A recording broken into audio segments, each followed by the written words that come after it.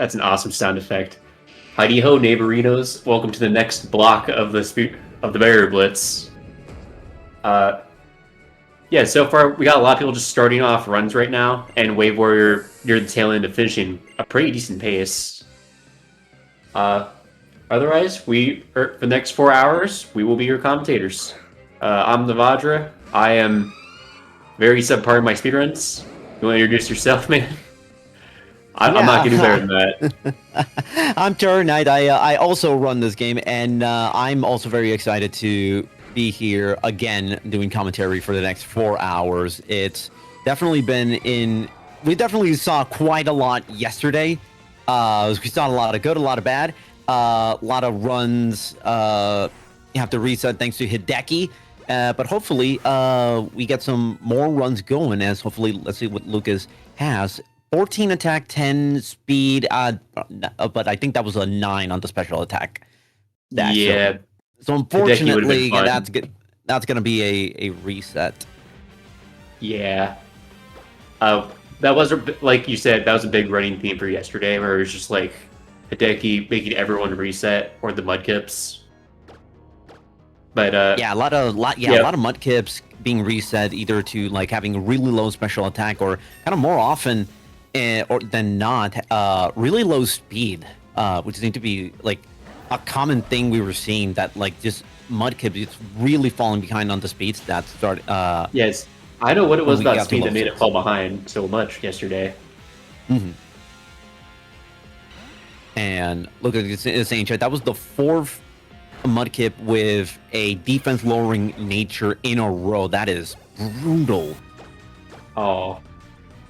And speaking of brutal, the grunt in the at the forest, that is a major reset point for a lot of runners. Yeah, this one Puchiana is a massive reset point, and hopefully I got hit with the Mudkip hit with the sand attack. Hopefully Pokeguy able to get through it.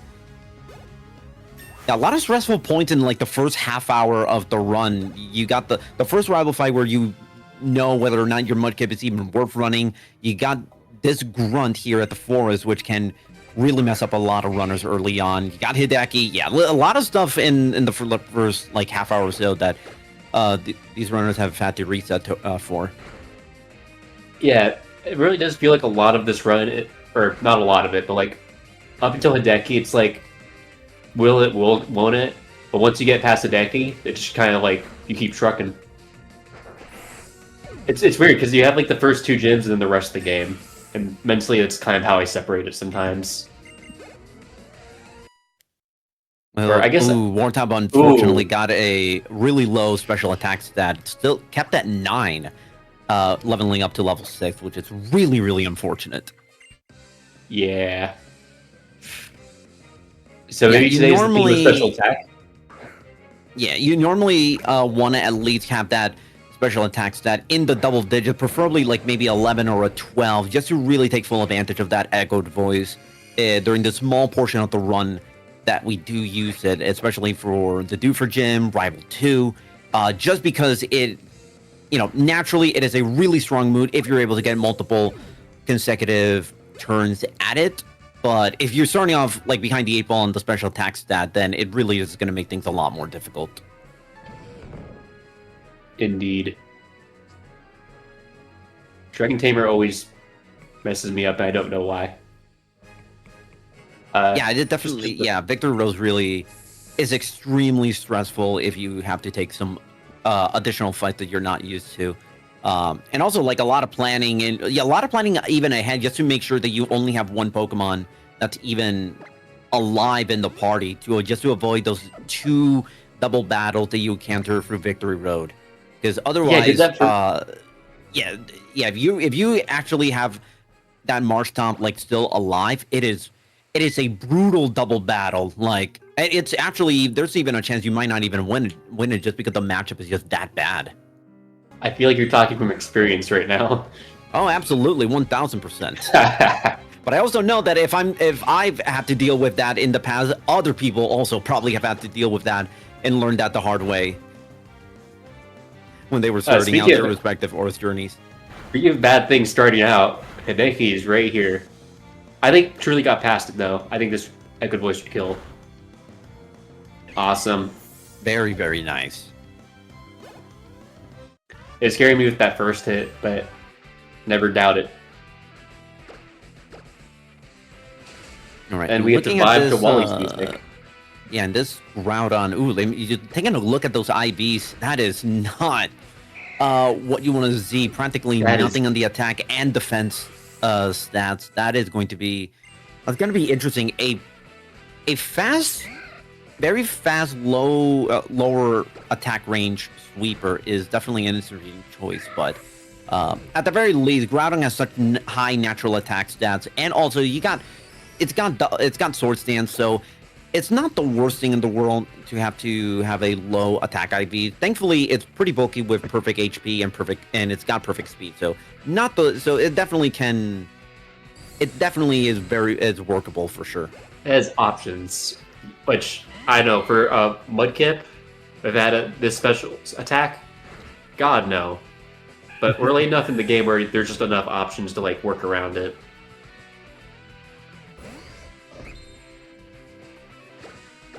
And by work around it, I mean for dance. And it's a bit of an update for people who are kind of tuning in.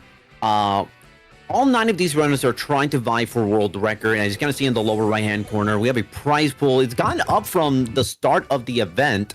It's now went from 700, I believe, from the start. Now it's $1,000. So definitely a big financial incentive for runners to finish with great times beyond just trying to get a new PB or a new world record. And Tucker right now, I believe, is in first place with a 2:55.18 as the best time up to this point, and truly not far behind with a 2:55.38 that I believe that took place during our shift yesterday.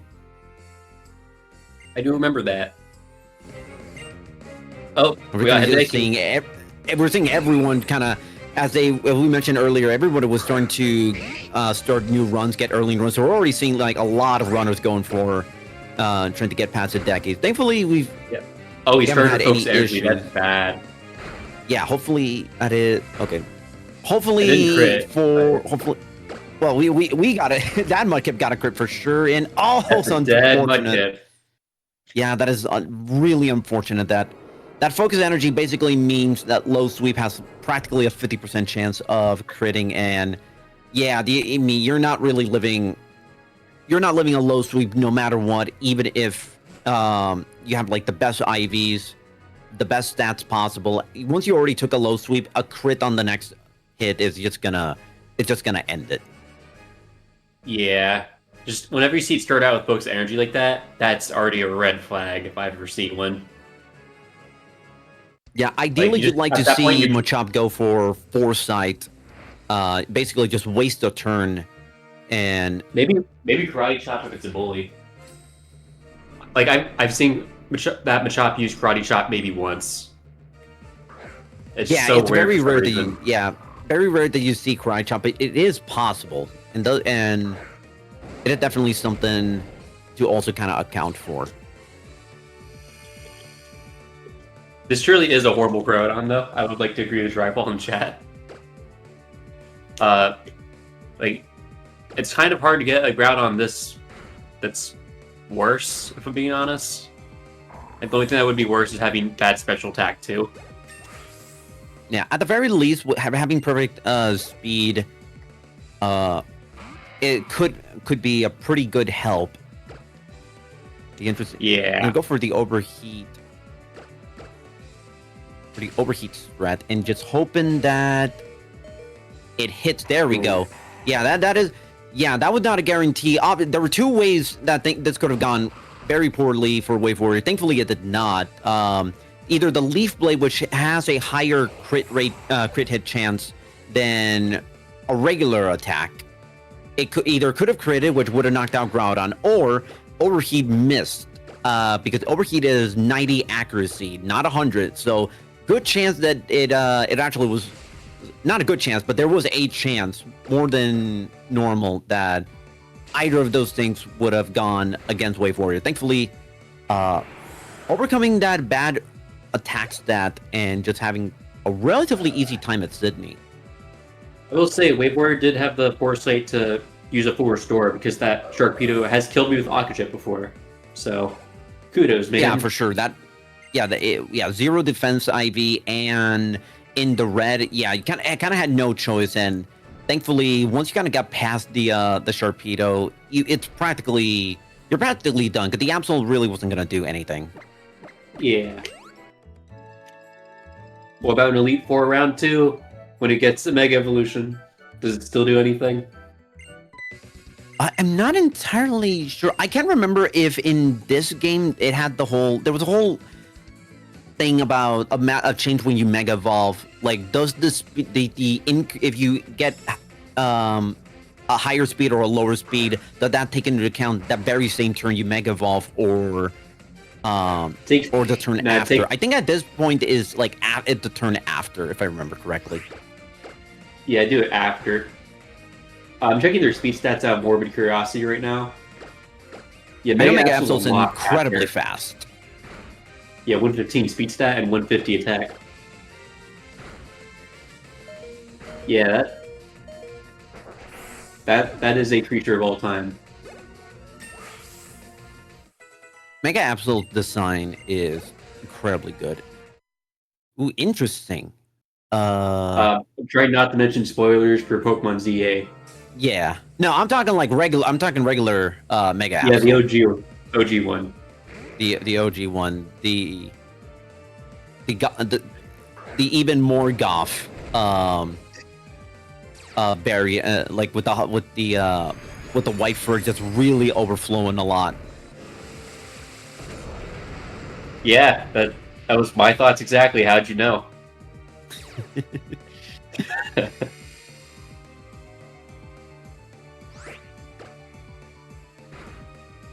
We got a grand old overheat before Light Screen comes out.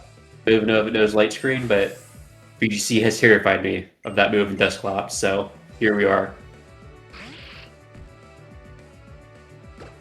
Oh, do we have good stats? Is this a usable Mudkip? Yeah, it's a good Mudkip. 13, 13, 11, 11, 11, 11. Yeah. Okay. Yeah, attack set is on the attack set on the lower end. Yeah, the attack set was on the lower end of it. All the other stats look pretty good, but that attack set was, we've seen a lot of attacks. The attack set be at 14, 15. And it's a minus attack nature. Yeah, which is definitely not something you want to be dealing with. Yeah. It even processed to me that it was a 13 attack. But yeah, most guides on SRC don't even route for 13, just because everything's such a low chance. Generally, it's worth more of your time just to like grind out for 14. Oh, we have a death at Norman with Etiquette. Oh, that's rough, man. That is, yeah, no, it is. It's funny, we were talking about this earlier, like what is more punishing, a crit from Norman or a crit from Hideki? And yeah, it's definitely probably more punishing as getting a crit from Norman and taking an taking a loss right there, like an hour and 20 into the run. Which in a fight that takes so much time just setting up your Marshtomp to be dealing with the 2 Slackings and the Vigoroth. Yeah.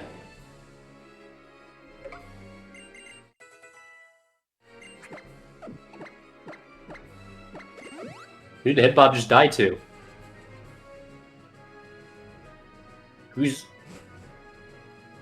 Where are you, man? I'm very curious. I'm trying to remember.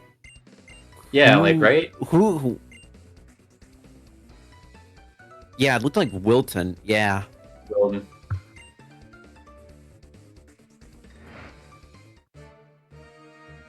Guess he didn't get the range. Oh man. Headbob's already back at it with the new game though. You kind of have to like give him a clap and a half for that. Right. You know what's funny? Yeah. Okay. Yeah. I don't think. Yeah. I think that might be the first time we saw someone take a death at Wilton. For anyone who doesn't know, Wilton is an ace trainer Right before you kind of go on that very long route, right before you get the secret power TM, I didn't even know his name was Wilton. I just realized. Yeah. They're kind of an annoying fight because you got to deal with Electrike, Makita, and Bagon all in a row. Yeah. A lot of times you're dealing with the with I think with potential paralysis, and Makita's got fake out, so you're gonna have to you're taking damage one way or the other in this fight. It's a fight that can go very, very poorly if you just get really unlucky.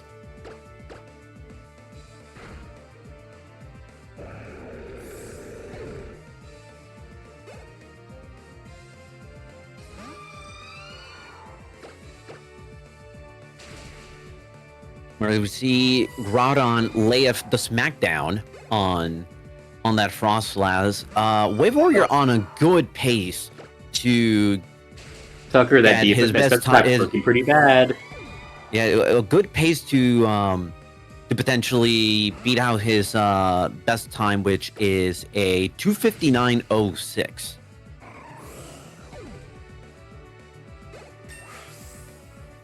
Yeah, we got a lot of people starting runs right now. We got 4 people within the first 2 minutes of the run, or first 4 minutes of the run.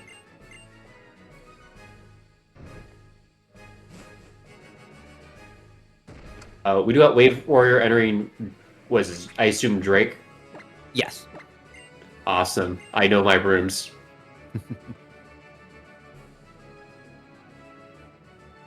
Wave Warrior going for the Silk Scarf strat on the Groudon. Silk Scarf makes the increases your normal type move by 20%. So it's going to try to go for setting up and increasing Groudon's attack stat, and then just going for a lot of strength on most of Drake's Pokemon.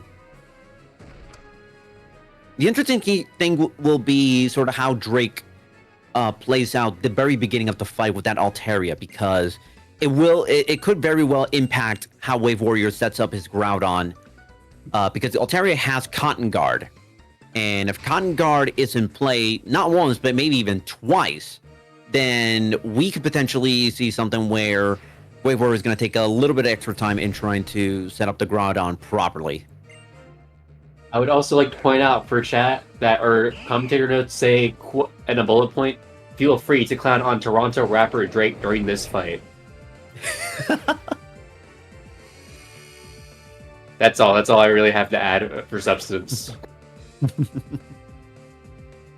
right, oh, there's the Cotton Guard.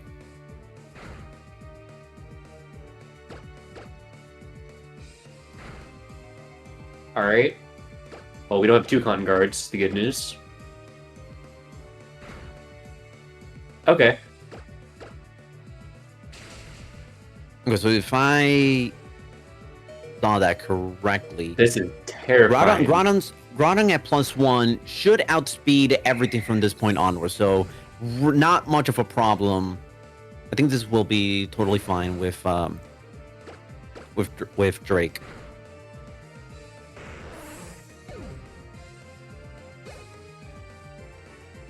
And now we're going to see 2 Flygons in a row, and then followed by the Salamence, and all 3 of them should fall down easily. None of them would outspeed a +1 perfect speed IV Groudon. No chance of that.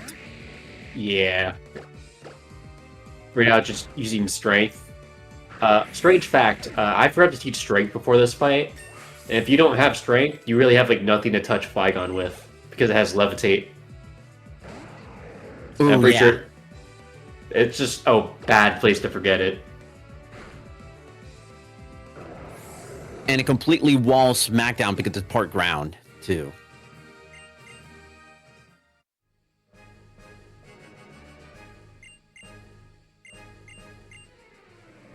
Yeah, all the X items being +1 in this game is also why Sword Dance is like so nice to have. Sword Dance will always be +2, so it just saves you a turn of setup.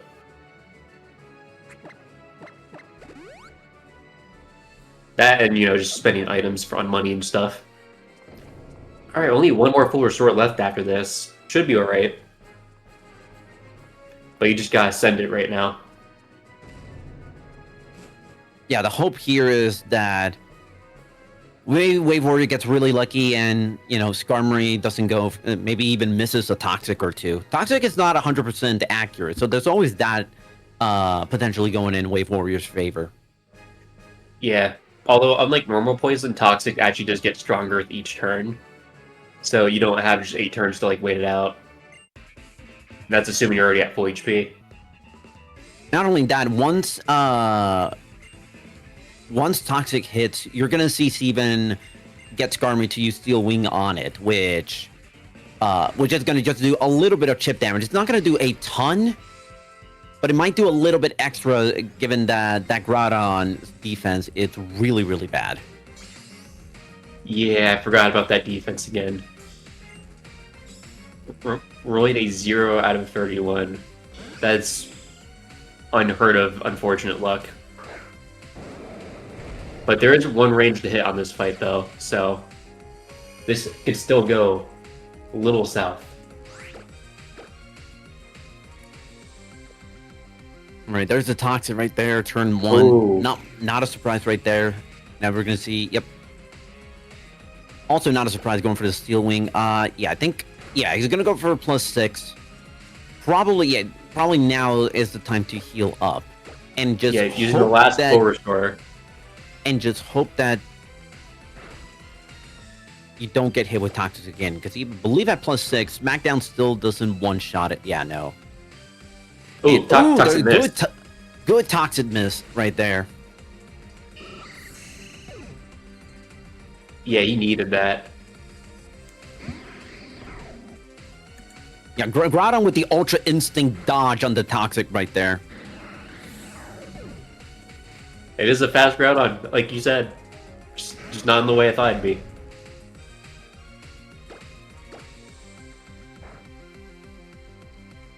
Yeah, just using Smackdown to break the Scurry. So you gotta survive at least like 7 to 8 turns if you're Toxicated, which I don't know if that's doable. I don't believe it does, especially when you're potentially taking chip damage. Yeah. Yeah. What even is the back if you get Toxicated on your last turn with Skarmory? I think I'm trying to remember. Yellow. No, I think it's I mean, if you don't have full restore, I mean, I would assume you probably have some way to heal poison of some kind. But then the problem becomes, depending on when you decide to try to heal the poison, could be a bit of a problem. Okay, so that is going to be GG's for Wave Warrior. Gonna be finishing with a 255. So we'll see what that final time it is going to be. Like, does it beat Truly's 255.38 for second place? Very, very solid, and very solid Elite Four, given the fact that he had a terrible Groudon to work with. And speaking of Truly, already at Mauville, soon to be facing that dreaded Ralts with the Magical Leaf. Does he hit the Bulldoze range? Or I don't think it's even a range with this attack.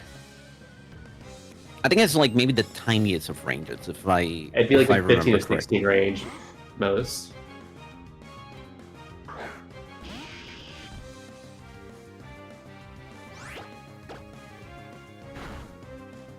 Yeah, it's a 13 out of 16 range. Hey, look, he did it. It's a greater than 75% chance. Yeah. All right, Mudkip, what do you show for me today? That defense was god-awful. Yeah, defense at a 9. All the rest of the stats were not bad, but that defense, man. Yeah. All right, time to see whether or not... I think I just barely misses out on second place, but still, a 255.43. 3. GG. Only 5 seconds behind Truly for second place, but at the very least, that does put Wave Warrior going from a 259.06 all the way to 255.43. That is a nice jump from one completed run to the next one. Yeah. And right now, I think we still have most of our runners in RNG hell, trying to get that good mudkip. Or just trying to get past Yeah. Petalburg Woods. Yeah, so right now we got 1, 2. Actually, no. Everyone who is running, that's either not truly or Wave Warrior. Everybody's in within the first 15 minutes of the run. Yeah, which means we'll Yeah, also none of them. Yeah, none of them have even gotten to Petalburg Woods, as you mentioned. So we don't. So still not gotten to that grunt that can provide a lot of problems, and is a major reset point, or arguably the second major reset point of the run past the rival one. Yeah, I would say it's more reset heavy than, say, Hideki or getting the Mudkip. But it's just enough to, like, make you squint your eyes. Yeah, especially if you get really unlucky with getting hit with Sand Attack early on, you just get unlucky and miss a lot. Yeah, or if you have a slower than average Mudkip, that fight becomes a lot more annoying.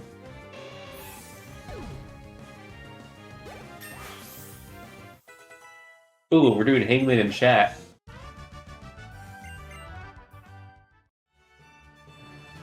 What letter will I guess? E. Oh, it's a name. Run 40.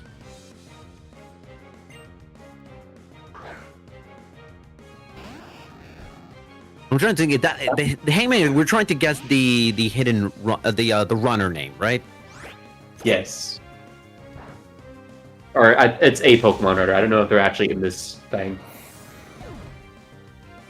Okay, we got an A.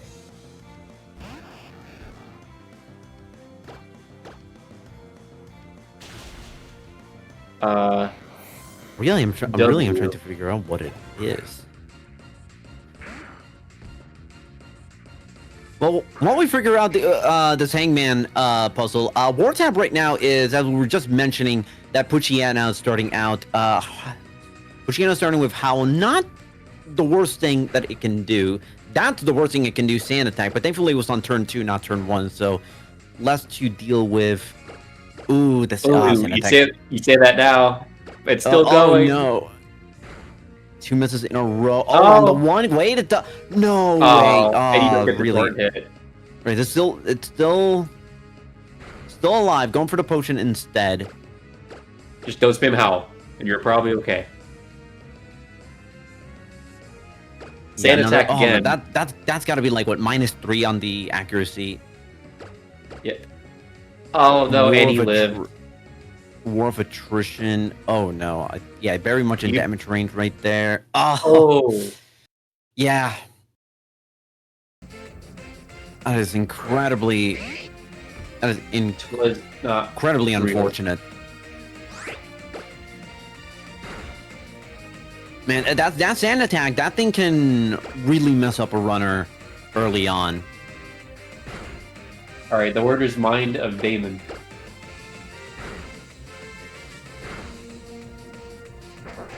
Rough. Anyways, how are you feeling about this Mudkip? What emotions did it make you feel? Oh, it wasn't... No, it had 13 attack. Yeah, that's... Oh, the rest of the stats were pretty good. Were pretty solid. Oh my god, the Mudkip living at 1. Hey, look, necessary torrent hit. Let's go. We'd love to see it. And yeah, we were mentioning like a little bit ago how everyone was starting out, and now everyone's going through Petalburg Woods and getting through that grunt. Everyone's getting the rat dog.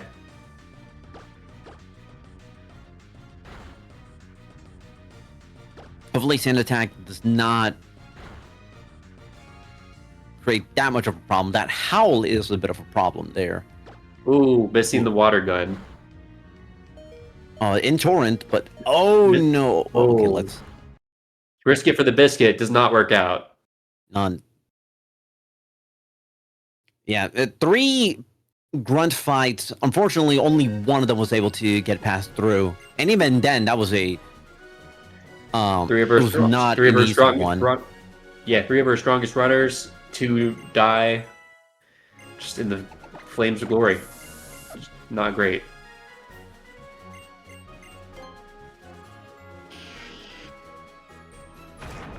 So is Pokeguide just the chosen one? Probably. Who knows? Gotta love the Rock Smash encounter that every runner loves. You lost the coin flip. Bing bong. I think I've only ever had an encounter. I think I've ever had a Rock Smash not have an encounter one time. Every single time I hit Rock Smash, it's always a Geodude encounter. Yeah, for me, it's always like in practice when I'm practicing movement. Easiest thing in the world. As soon as I start like an actual run, I get 2 Geodudes. It's great.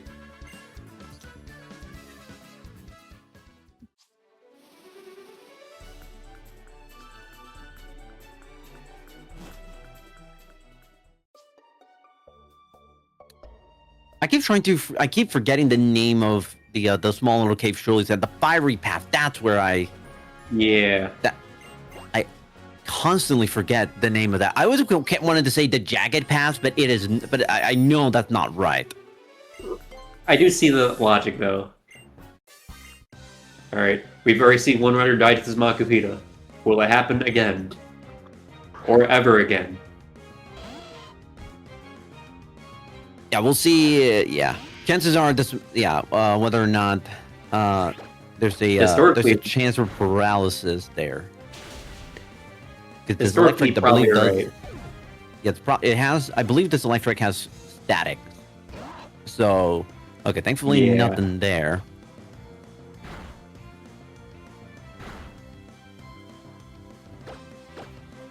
Let's see, hopefully good damage range on that one. No problem. All right, so we're going to see truly, I believe probably going to go for an X attack on the Makuhita, because that Makuhita knows Fake Out. So even trying to go for any attack is basically a moot point. So probably better off trying to do something to help set off the, to help improve Marshtomp's attack. Yeah. It'll pretty much always use Fake Out turn 1. It might be guaranteed, but I'm not sure. Oh, do we have a good Mudkip today from Tucker? That's a hard no. Yeah, I think that's the first time I saw a 12 on the attack today. Yeah, that was professionally bad. Yeah, also I do apologize. I think I may have misspoken. I think my mind just may have been warped from past experiences. I thought that it bulldoze constant static, but that may have been an erroneous statement on my part. Yeah, it doesn't, because it's not a contact move. Technically, I guess it won't cause static. Right. I don't know why I thought bulldoze was a physical. Was a contact. It's a physical move. I don't know why it was also a contact move. Yo, Cruel, thank you for the raid of 42. Yeah, you're tuning in right now to the Barrier Blitz, where we're just having pretty much every top runner we could find, just trying to go for a world record at the same time. Looks like we got everyone just about starting out right now. Everyone's hunting for good Mudkips. To mixed results. We just had Wave Warrior get into the top 3 just a few minutes ago with a 255.43. Very nice Pokemon League segment, despite having a really suboptimal Groudon with practically 0 attack and 0 defense on the IVs.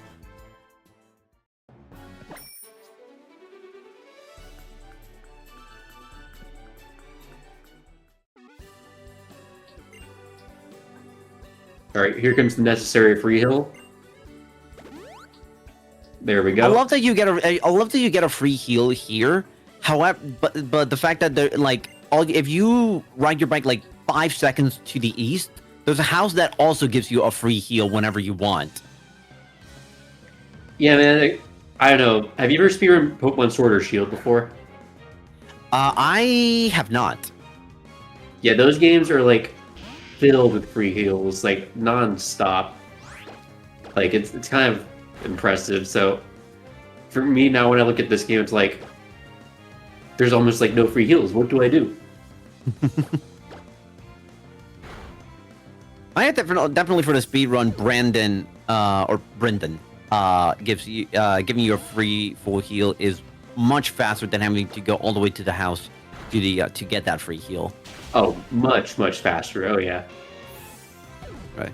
Hopefully, Truly does not do the thing that I did when I started out this game and accidentally trigger one of the Ninja Boy fights where, oh boy, that is an incredibly annoying fight because you got 3 coughings and almost nothing to do any serious damage on them because those coughing no levitate. So obviously ground type moves are off the table, and thankfully Phil was able to get to Fallout Return in town unscathed. The best part is that even if you did have ground type moves to use, you probably still couldn't use them just because of how necessary it is to maintain bulldoze. Oh yeah, for sure.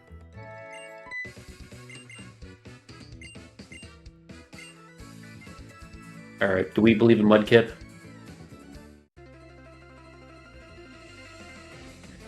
I will say that watching all these runners, I think it's really been a test of endurance.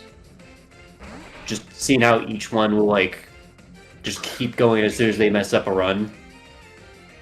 Like, they don't take long breaks. Like, at most, they're taking a break of, like, 5 to 10 minutes from what I'm noticing. But they're just right back in there. They truly are giving it their all. And, my god, it's so cool to watch. Yeah, dude, yeah. These runners are taking practically, like, almost full half-day sessions and getting to... and ensuring they can at least get a run going. So it's not just the physical side of things, it's the mental side of these long sessions, and that's really unfortunate. Wartab and Head Bob having subpar... Actually, no, I think Wartab is actually going to keep... Is Wartab going to keep... Really? The Mudkip? Yeah, no. No. I was curious for a second, because I did not see an immediate reset. I wasn't able to see because it was on the small screen what Head Bob... I did see the hesitation, yeah. Yeah. But Wartab had, I saw, 9 special attack and 9 speed, and I think only a 13 on the attack. So that was a extremely subpar Mudkip. No way it's runnable. At least at this level. No way. Yeah. I think even though with that special attack, Hideki, I don't know how you beat him. Like, I don't know if Ecker range isn't even a range anymore. No, I don't. Just doing the quick math, I don't believe 9 special attack. You're probably that's probably not even a 3 range for a 3-hit KO. Or if it is, we're talking like microscopic chance. Like 1 out of 16. Essentially, you would need a crit. Lucas, I believe that was I think that was a good Mudkip. I think I saw double-digit stats all across the board, so that is definitely a Mudkip worth continuing. I think that was 14 attack, 11 special attack, and at least 10 speed. Okay, yeah, that's a Mudkip of all time.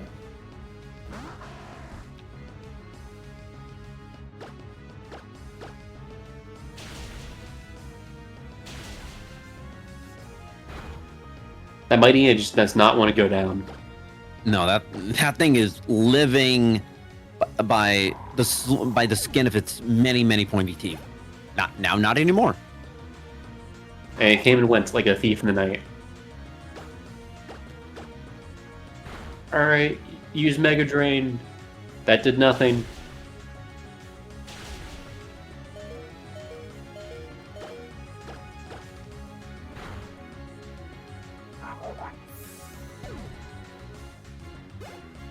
Is any Groudon runnable? I think just about every single Groudon is. Like, I think if Wave Warrior was able to make that Groudon work, then anything probably is. Like, yeah, that was literally 0 attack and 0 defense. Yeah, it's... Thankfully, it had optimal speed. So, and it had 31 on the HP and on the speed stats. So, at the very least, you know, it wasn't, like, completely unworkable, but just having 0... I think it was like anywhere from 0 to 3 IVs on the attack and 0 on the defense is extremely unlucky. But Wave Warrior not only was able to beat the game, beat that Elite Four, but also actually had a really solid Elite Four in spite of some of those shortcomings. Yeah, so let be known. There is wiggle room. Not so much with Mudkip, though. Yeah, the great thing about Groudon is that naturally it has incredibly high stats across the board, and it has access to Swords Dance. By the time you get Groudon, you already have the TM for Swords Dance that you got all the way back in Lava Ridge Town right before you get into the gym. So the attack stat isn't a major worry. It just may depend on whether or not you have to take an extra turn of setup and everything. I'm seeing Pokeguy at the Dewford Gym, soon to go up against Hideki. Tucker about to see whether or not Mudkip is even runnable. Do we believe in Mudkip? 21 HP already at level 5. Pretty good HP IV. So hopefully Tucker gets similar ranges across the board. That speed is pretty bad. That was 9. Yeah, that is unfortunate. Everything else looked decent at a very, very quick glance, but 9 speed is that's gonna be tough to work with.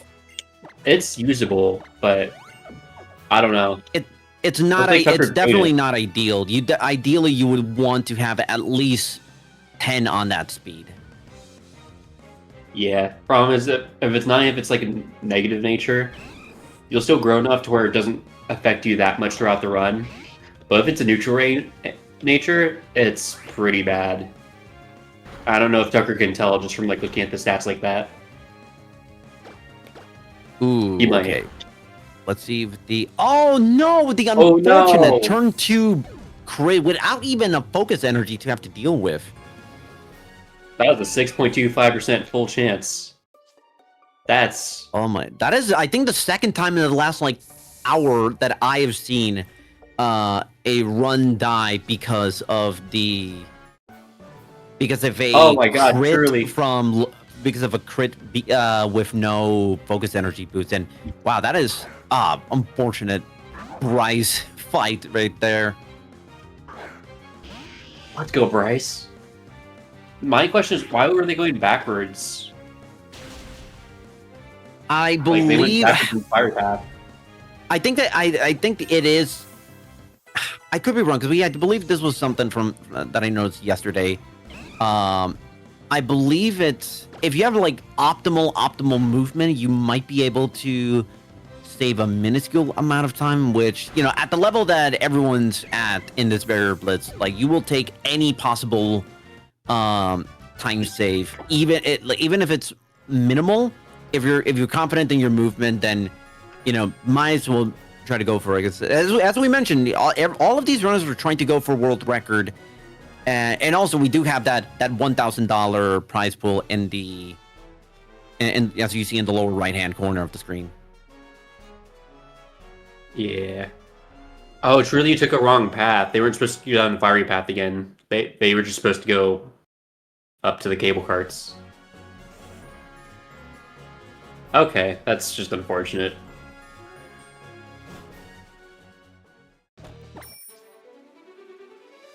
Oh, that's true. Yeah.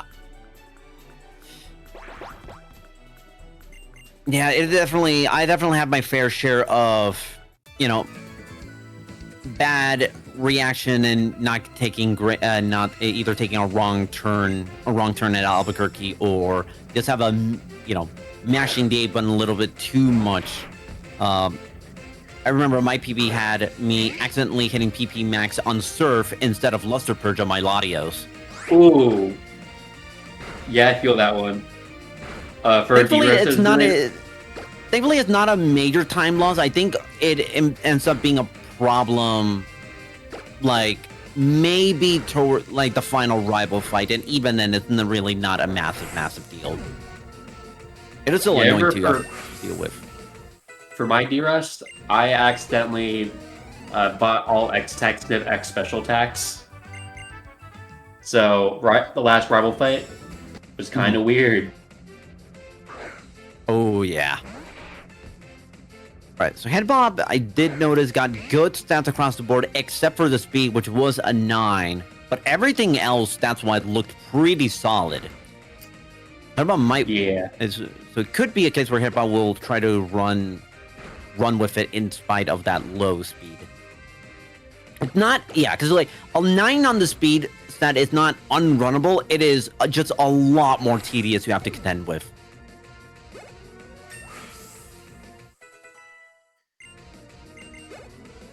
And to see, ooh, a 9 on the special attack, not great. Yeah, no, that is going to be a reset right there for War Tab. Yeah. What's not going to be a reset is Lucas getting through the Magma Grunt. Very, very nicely done. Let's see, we are seeing Etiquette. Ooh, now can have to go against Hideki. Hideki has been very, very uncooperative for a lot of these runners this entire weekend. I think we were talking about this like earlier, even before we went live. I think like you were noticing like what 1 out of every 4 or 5 Hidekis actually being wins. Yeah. Oh, Focus Energy turn 1. That's not what you like to see. Hopefully we get a Foresight. Foresight. Okay, no problem. No problem whatsoever. Easy squeezy. With a boosted nature special attack, easy. Not only that, no damage, meaning that Etiquette does not need to waste a couple of seconds on just trying to heal the Mudkip. Yeah, that was, dare I say, the optimal Hideki. Yeah, pretty much.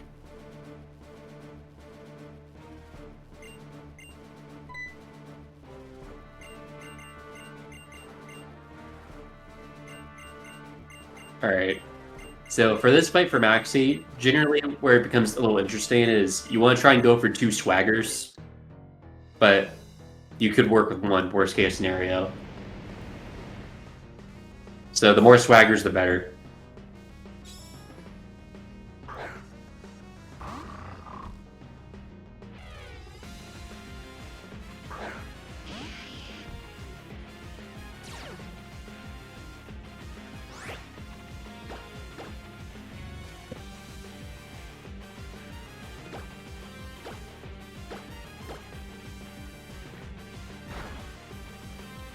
Alright, so far only 1 swagger.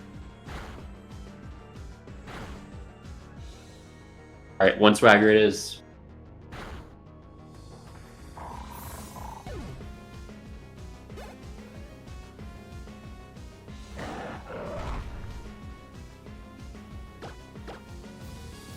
Alright. The 1 swagger works fine, it just means you gotta hit like a range, I believe.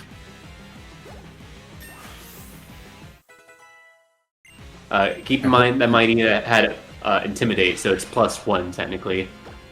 Or, I think it's +3. Ooh. That's fine. That X speed pretty much guarantees Marshdown being faster. Yeah. And I believe there is a free heal right before getting to Lava Ridge, so at the very least, not have to waste away any items on right before you get to Flannery. Yeah.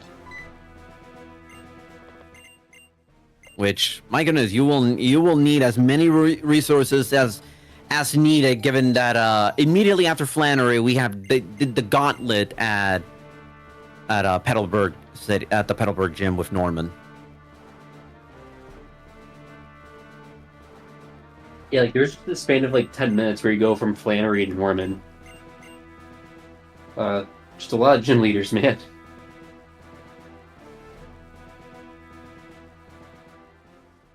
Yeah, no, I always like to call Flannery the calm before the storm that is Norman. Yeah, because like going to the fire gym with the water type starter, easy. Then Dad. Yeah, not just a water type starter, but a ground type starter as well. So you got options to just take care of every Pokemon that Flannery has at her disposal. Yeah.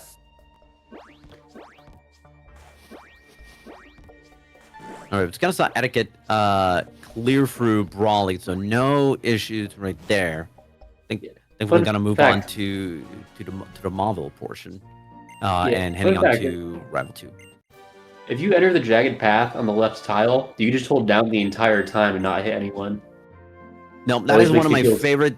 That was one of my right. favorite things to learn. Yep, yeah, that is one of my favorite things to learn. In or when I first learned the speed run last year, it's just, oh yeah, hit left, be on the leftmost path when you first enter, and then boom, you're pretty much set. You Because I send always it. hated. I as a kid playing Ruby and Sapphire, I struggled so much to get through it without dealing with like 3 trainers, like 4 spoinks that you see in that route. Yeah, a lot of spoinks. I remember now that you mention it. Oh, I will say shout out to Spoink. Any Spoink lovers in chat. I love that little guy or girl. I like it when it drops the pearl off its head. Like it's goofy without it. Oh, but it's a precious little pearl. I feel sad because Spoink always gets like really sad whenever that happens. Yeah, Spoink is definitely one of my favorite Pokemon designs in the Hoenn games, for sure. Yeah, spoink. I just remember that one episode about the spoink where they mentioned that if it drops the pearl for too long, it just dies. No, Now I'm terrified of no. spoink.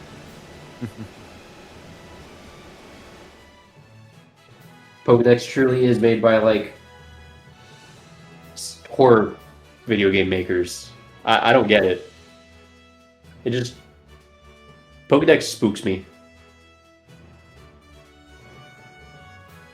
Oh, we got insane back with the poop cam. My hero.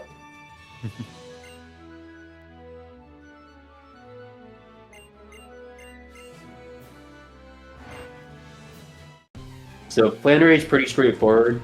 For the most part, you do just kind of spam bulldoze for most of it.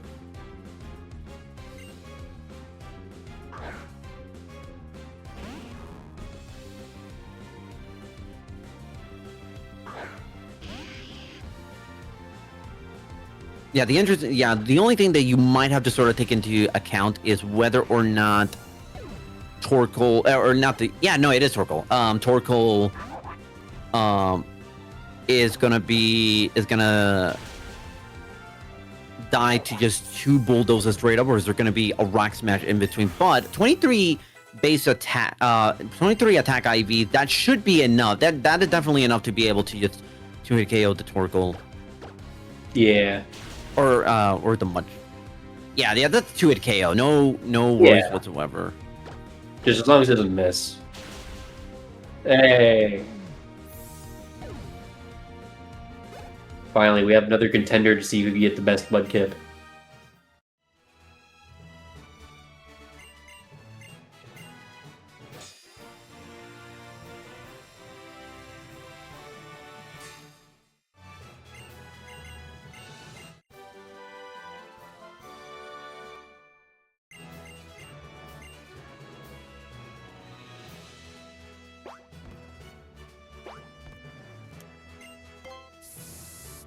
So pretty much we're gonna be teleported straight to Petalburg. And essentially just right off the bat, we're just gonna start being Norman stuff. The entire gym's just a bit wonky. Yeah, there are a lot of fights right there, and especially, I could be wrong, but I believe that Marshtomp is male, so when Trulia is about to face out Delcatty starting off at the gym, Attract is going to be in play, if I remember correctly. Yeah. What also is going to be in play is War Tab, and whether or not this Mudkip is going to be worth continuing to run for. I think that was a 4-hit KO for the attack. This is going to be some interesting attack.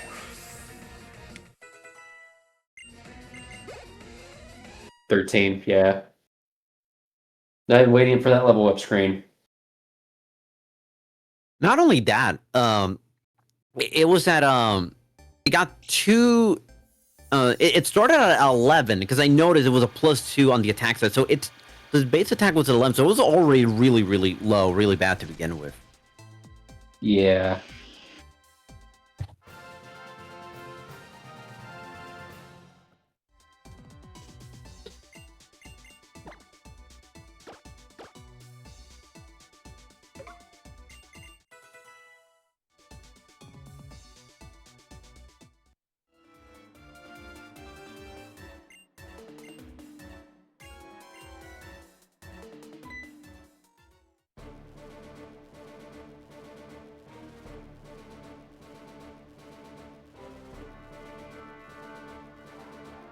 So we're kind of like in the weird little area where we don't have too many interesting stuff happening right now, because everyone's about to hit that point where they're about to see where their starters are, or Norman.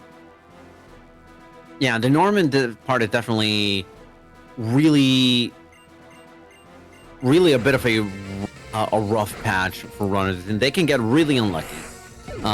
Just even getting to Norman.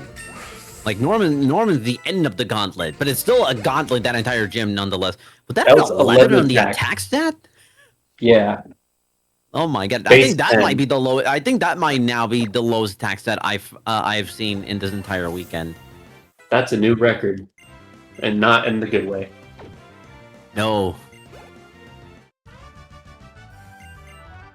Alright. I guess on to Norman.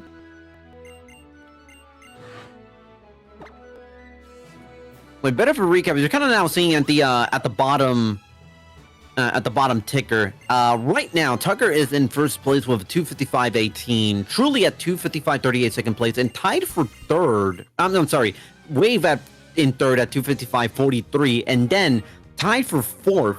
Both Headbob and Insane with a 256.03. So, I mean, if you're really thinking about it, like the top 5 is separated by 45. There's 45 seconds in between first place and fifth, and the 2 runners tied for fourth. So this can very much still be anybody's game. Even just a minor improvement on a lot of these runs could very well go a long way into winning this Barrier Blitz. That was a terrifying Crush Claw critical hit. I know it's the gimmick of that fight, but still, will always scare me. Yeah, for people who don't know the gimmick more so about this gym, it's basically you just get at least three fights against the gym trainers, and every single one of them has some sort of gimmick, usually relating to battle items. So some will have like a dire hit, or to increase critical hit chance. Some will have like a X attack or X defend to increase that particular stat, or an X speed to try and go faster. And some of these fights are really, really annoying. As you kind of saw, that Crush Claw Sangoose is no joke. Ooh, Poke Guy, what do you got for us with the female Mudkip? 13 attack and 9 speed. 13 attack, yeah, not a stellar Mudkip to say the least.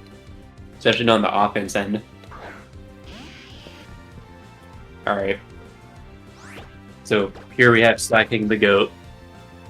With his defense stat, he probably didn't go for the extra defense.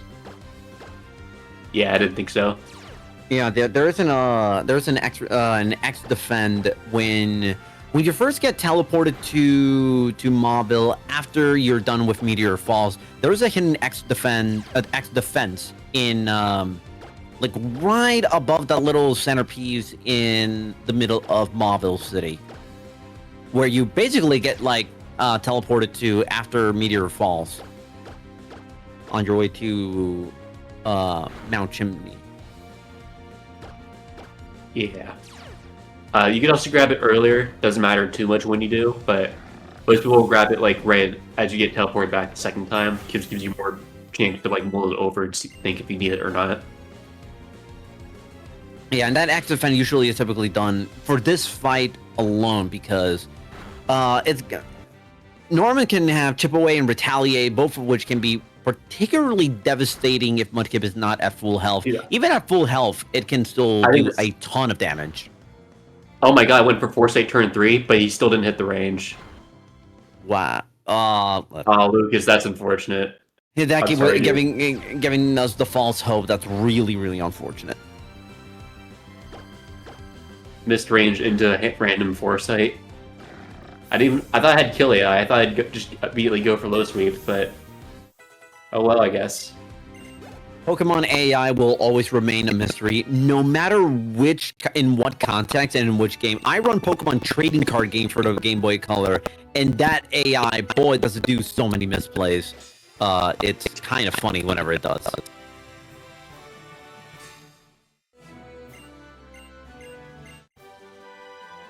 The Vandra.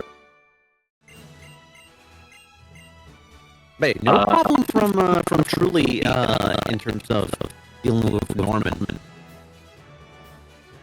As we kind of have like one more fight with Martham, and then onto that Latios. Hopefully that Latios ends up being a very, very beneficial one.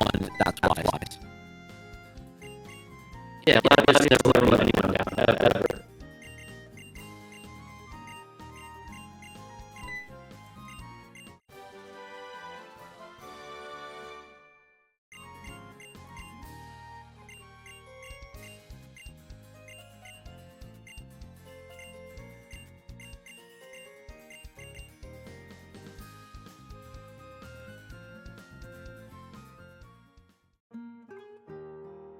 Oh, I crashed and now I'm back. There is light in the world. We are so back.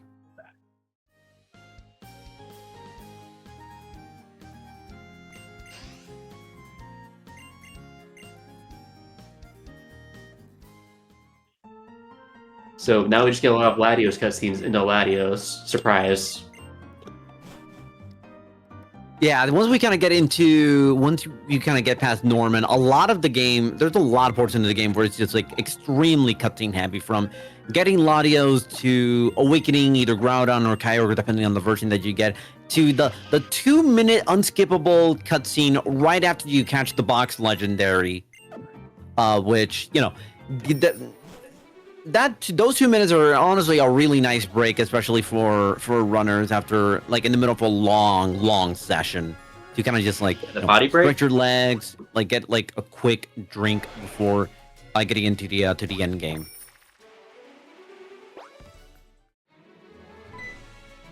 That's it. I can't take it anymore. Next time we do a Barrier Blitz, it has to be Elite Four Round 2. We need more Omega Ruby and more Alpha Sapphire. Hey, more Auras is definitely not a bad thing. And War Tab, see with that 14 and 11, 14. Okay, this is pretty good. It's a pretty solid Mudkip across the board. It's Mudkip of all time.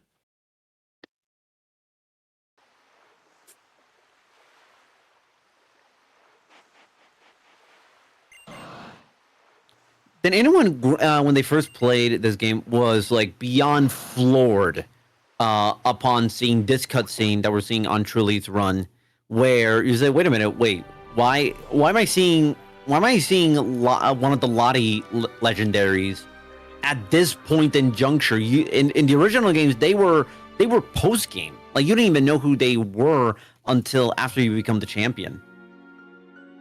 Yeah, it's like scenes like this that kind of like made me see Omega Ruby Alpha Sapphire was like generation 6.5.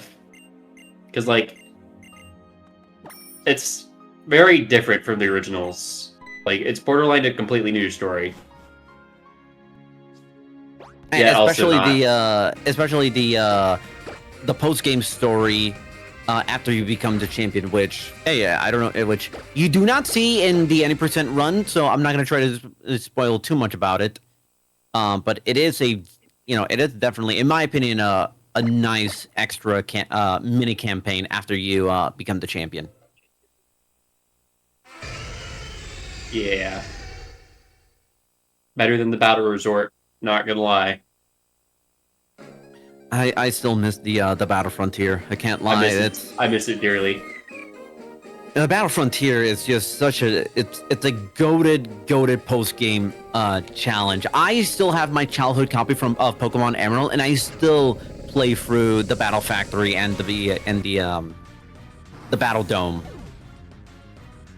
Yeah. Specifically for Pokemon Heart Gold speedruns, there's a category extension for like the Battle Factory. Everyone will just kind of like bum out playing it. It's great. But if you ever have any free time, I recommend running any of the Battle Factory stuff for any of the Gen 4 games or Emerald. Yeah, no, the Battle Factory stuff, I love the Battle Factory, mainly just because the sheer randomness of it all. And trying to see what you can get, and I love seeing like how people do like these runs where they try to keep a ridiculously long Battle Factory streak. Yeah, like comically large streaks. Those are always so fun to watch, no matter what game it is. Just always a grand old time for the brain rot.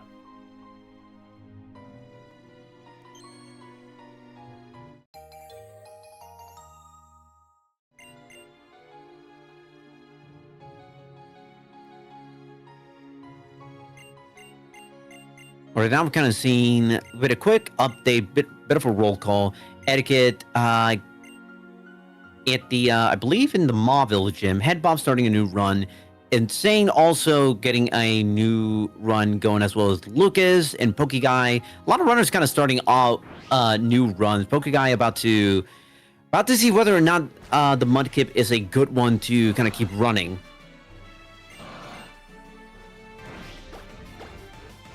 But at the very least, we now know that that's a 21 on the attacks on the HP starting out. So we at least know it got decent bulk, but whether or not it can attack and is fast. Ooh, I see a lot of ones across the board and a 9 in that speed. Yeah, that's not what you want to see for sure.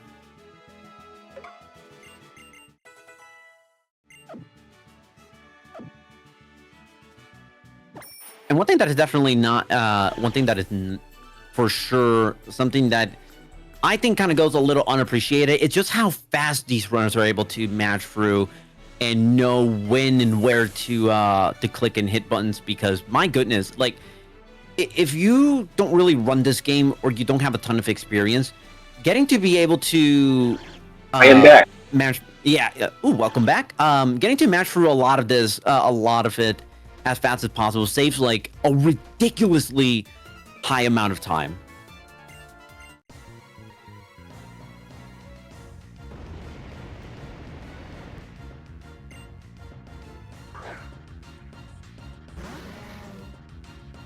But yeah, if you didn't miss a whole ton. A lot of runs are kind of just starting out some fresh runs, and I believe it was Pokeguy who that unfortunately got a not so amazing Mudkip to start.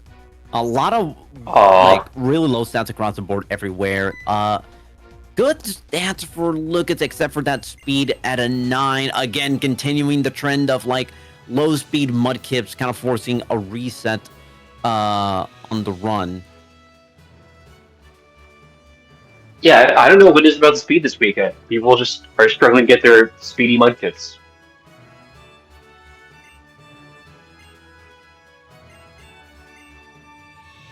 But yeah, it looks like at the moment we just got a bunch of runs starting off. Everyone is in Mudkip health. Average Omega Ruby experience.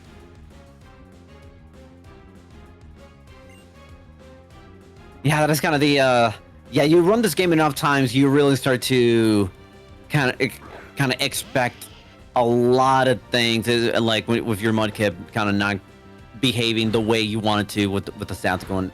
But it kind of feels like low speeds seem to be a little bit like higher than average in terms of like what we have seen. I mean, Kevin, there are 9 runners participating in this, so obviously greater chance that we're kind of seeing some wonky stats spreads across the board.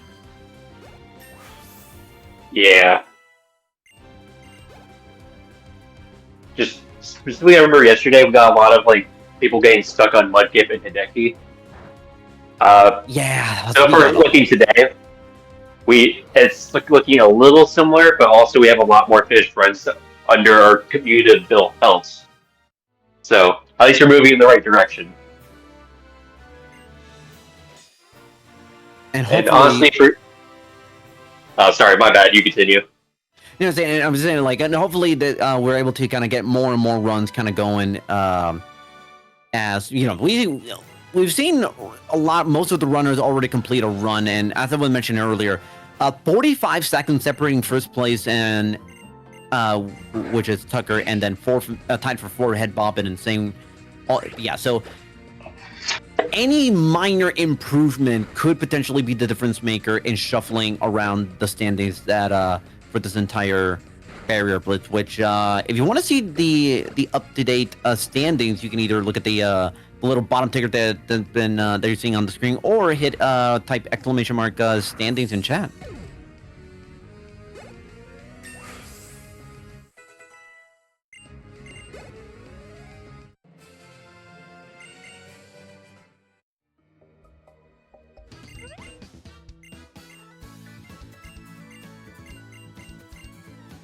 Oh, is it time for Rival 3 already? Yeah, for truly, absolutely. We'll see. Bit of it. This Latios is, oh boy, that is a Latios of all time. Bad physical defense, bad special attack, speed lowering nature. It looked like the 3 guaranteed IVs are on the HP, special defense, and speed stat. Yeah, it always feels like a waste for it going to any HP. Special defense is kind of like not that necessary for this run, for at least most Pokemon fights. So, I don't know, man. This Latios, I don't know if it has the stuff. Luckily, nearly every Latios is runnable, so it's not too big of a deal. But yeah, this would require so many. Yeah, I think right now this Latios, I think it's still runnable, and B, you know, it's not like you're spending a ridiculously long time in this fight. And really, the few boss fights that you have with Latios, once you get past Rival 3, I mean, if you have a good Winona, it's really mostly just ensuring you don't get like really unlucky at Tate and Lysa and in the final Maxi fight. Yeah. And if you're able to like avoid a ton of time loss at the Latios, you still have a lot to kind of look forward to with a good Groudon. Yeah, because, I mean, worst case scenario, you're using Latios, or Latias for, what is it, 2.5 gyms? Yeah, I was saying half gym just because we're back in the hideout, and... not even 2.5, just straight up just 2 gyms, and... Just, only 2 gyms with Winona and Tate and Lysa. And even then, on the Tate and Lysa fight, it's a doubles battle, so you do have the second Pokemon basically serving as your buff. You do have the emotional support Marchton. People always sleep on that.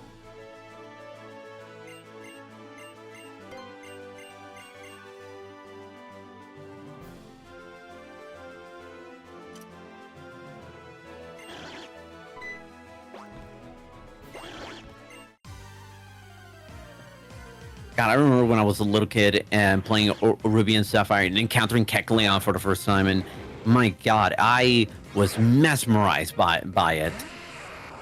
I remember the way I learned about Kecleon the first time was actually through the anime. So I don't know if you know this, but Kecleon was one of the first Pokemon to appear from Gen 3. It appeared in Gold and Silver. It was I remember it was during the Pokemon League where they I think the guy's name was Tyson, who also had Blaziken out the get-go. Yeah. Yeah, that's how I learned about Kecleon. That was just a weird experience for me to view how many news sites were reporting, oh my god, new Pokemon revealed by Game Freak, and then now it's just, it's Kecleon. It's just what Walmart, Oh, have the mighty fallen. Oh, Harrison, that's the guy. Thank you, Darkrai. Harrison. Thank you, yeah. Oh, yeah, I think Tyson was the one in the following anime that had the Meowth that knew Thunderbolt or something, that was wearing the hat and the red handkerchief, if I remember correctly. I know who you're talking about. I don't know if it's the right name or not. I could also be wrong on that. Where am I getting Tyson from then? Anyways, so so far, not much of a problem for War Tab on going up against Roxanne. Hopefully, we'll kind of see how things play out. Whether good, nice in torrent range, if I'm doing my math correctly. Yes, it is definitely in torrent range. But does it have the sauce? All right, plays it safe with the potion. Probably the right call. Yeah, there we go.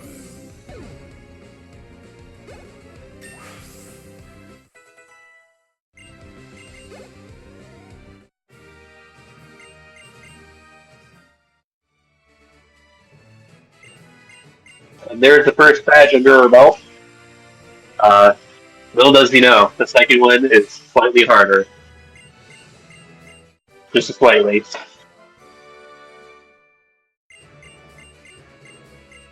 Alright, we can see Tucker and Insane going through their own respective reset points. Insane with the Petalburg Woods grunt fight. Got through it no problem. That is definitely a fight that can be really annoying in a major, and it already cost a few runners on here this weekend to reset. Yeah.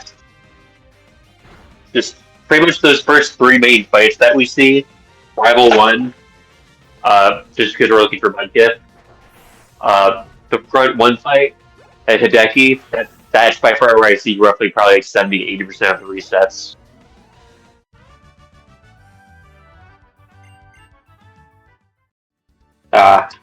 Good old memories.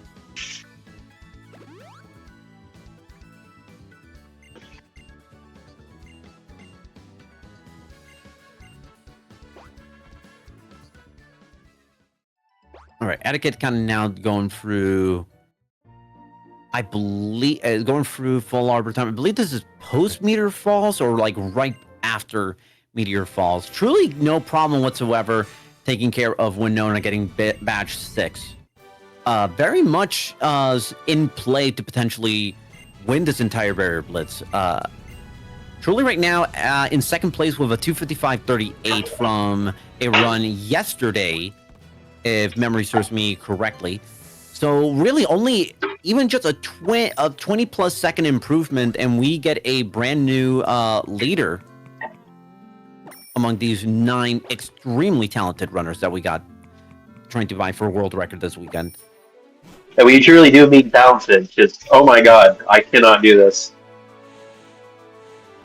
Yeah, no, if you go to the Omega Ruby and Alpha Sapphire respective leaderboards, you're going to see basically every one of them pretty much at the very, very top. Yeah. But pretty much any of them have a pretty good shot. Because I feel like once you get past a certain barrier, like, I'd probably say 257, give or take.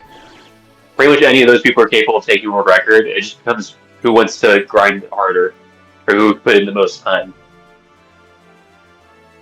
Or I'm sure like there's some like differences, but for the most part, the skill gap becomes a lot smaller. I feel like the closer you get to the top,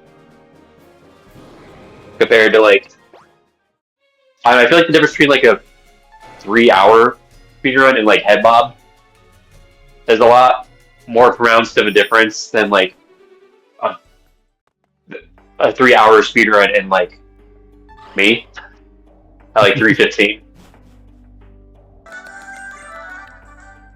Yeah, that's all Yeah, all I gotta say, a 3-2X as my PB, which made very unfortunate, like extra 2-3 fights heading into the victory road. Like that post Wallace pre-victory road water segment, I accidentally got 2 extra fights on it. So, you know, the old speed run saying time save for the next one. Yeah, I remember even when I was doing my run years ago, that's how I was approaching it. Like, hey, at least this is a good benchmark. Like honestly, I try to get a lot better at the mental thing to just keep playing for golds. I feel like you get like a lot more consistent if you start trying to finish runs more often. Though I do realize how that can be difficult for a speedrun that's like 3 hours versus like say 30 minutes. So it's this weird balancing act of like, do I have the time to finish the run? Do I want to finish this run, or so on? Yeah, and you kind of brought up touch a bit of an interesting point. It's the fact that like it's not just having time, but also like the mental fortitude, because like this game is, even at the top level, it is a very long speed run. Like you don't see a ton of ton of games where the fastest time is just a tick under 3 hours. So obviously it is. The interesting thing will be how these runners are able to manage a long session such as this one, and in a race setting, and whether or not you want to try to keep resetting until you really get a great mudkip, or are you of the mindset of like, it's a good enough, and I'll try to see, hopefully I can minimize the time loss and hope for a great Latios or Latias, and a great box legendary. Yeah, it's also worth noting this isn't your traditional race setting where each runner is being given roughly 24 hours over the course of 2 days to just complete a run. Not all like competing with other people to finish runs first. So they do get a lot more leniency for how they reset or how they want to approach their runs. But that being said, we have 2 runners that haven't finished a run yet, so each their own. Maybe it is worth just getting a run out there. But ultimately that comes down to the runner's decision. And I can't say if either one's wrong. Yeah, that is also another good point. Is every runner is probably looking at this, approaching this a little bit differently. And there's no necessarily right or wrong answer as to what approach to take with a lot of them, It comes down, like you said, it comes down to runner preference and what they are most comfortable with, for sure. Yeah, although it is worth noting that as we get closer to the end of the day, more runners become more and more desperate to finish their runs. So I'm curious to see if people run with less ideal mudkits, keep running with time losses, stuff like that. Or generally what they're going to be more willing to let slide.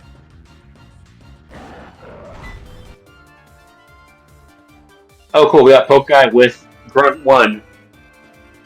A surprisingly hard fight that has been tampering with all of this weekend.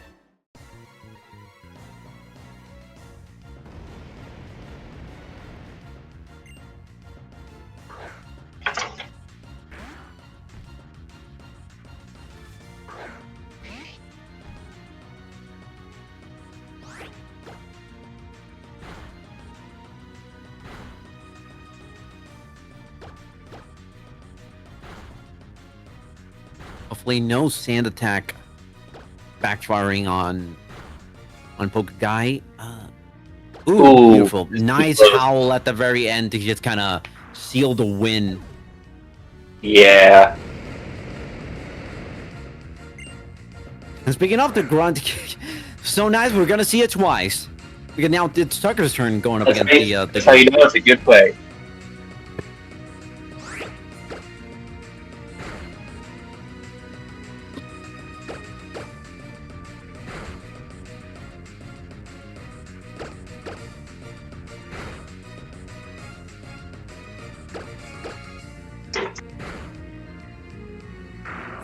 There we go, an even nicer one.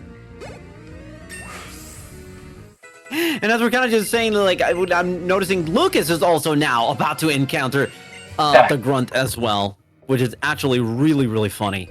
Wartab also going up against Hideki right now, so a lot of runners going through a lot of critical points in their respective early games right now.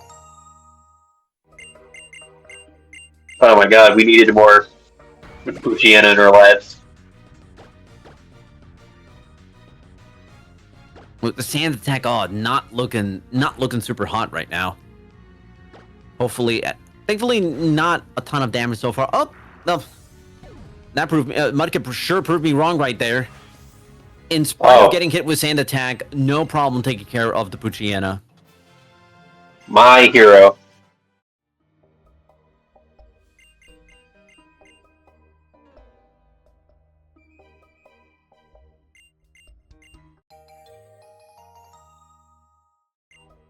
Mortab also getting through Hideki, no problem. So hopefully, smooth sailing for a while.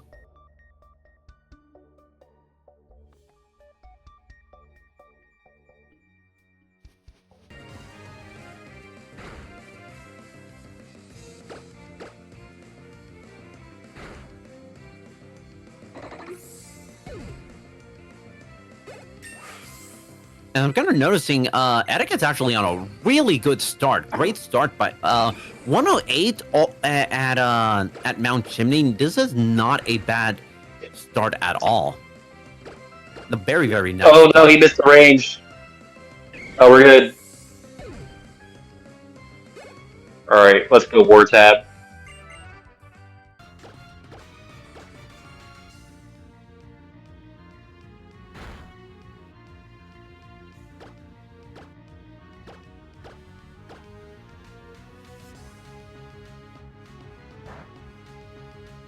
Alright, now he's just trying to get to this coffee, just self-destruct.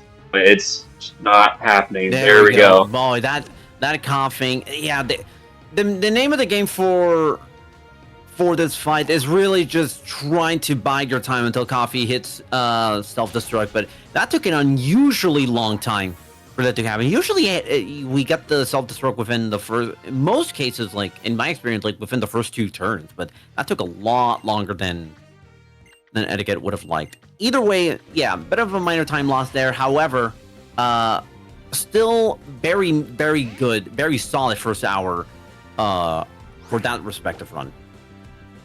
Yeah. And we got everyone else just not entering Westboro City. Or we got a person entering Westboro City, sorry Lucas. And Tucker.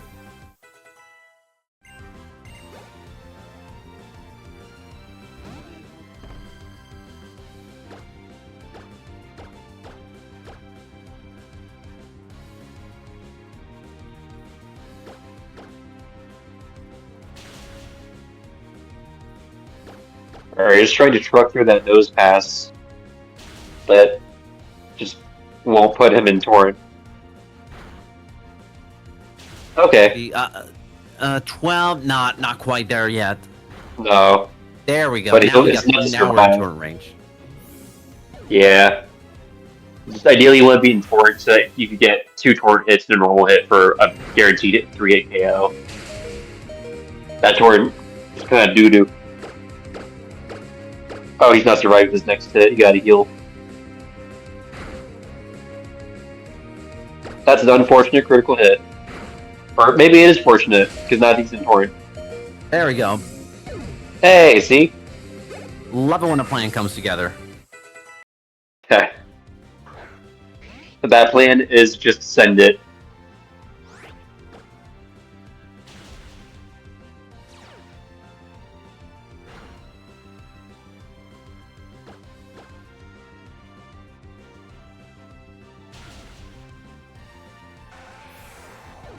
I was gonna say this Mudkip's kind of cracked the special attack.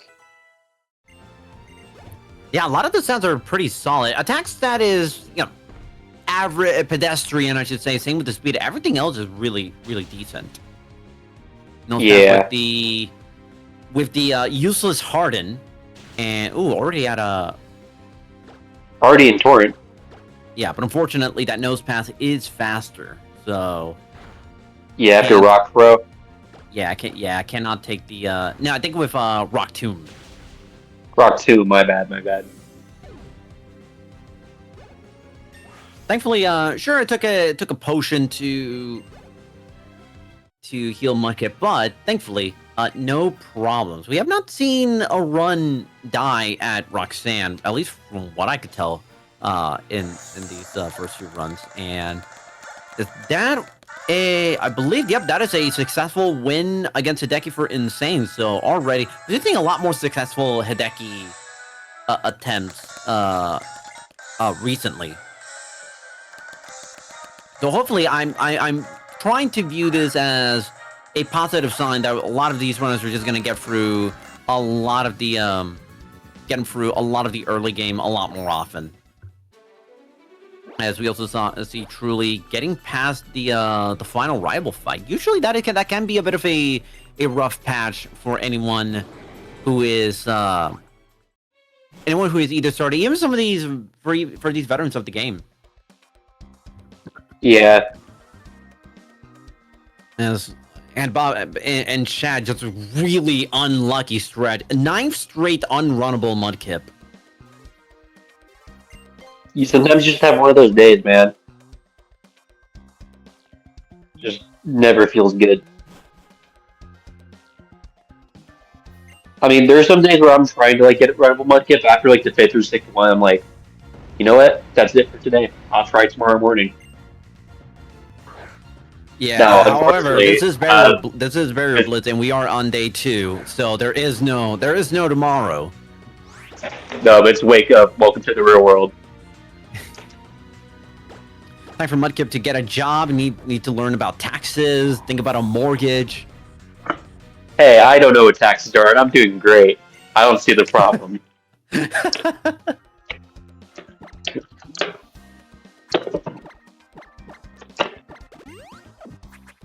Anyways, do we have a Hideki coming on? Oh, we're not watching. Not quite. No, Insane already got through Hideki, so Okay, Insane so it's waiting on. getting to Brawly. And if you're thinking a quick roll call on everybody who is running right now. I believe all 9 runners are doing something right now. Truly going through the Magma Hideout. Etiquette going through I believe I definitely going up against a grunt. I think this is the No, I don't think it's the museum. No, it's we're 114. No, Flannery, the Flannery Gym. Etiquette at the Flannery Gym. Head Bob starting a run. Insane getting through Brawly.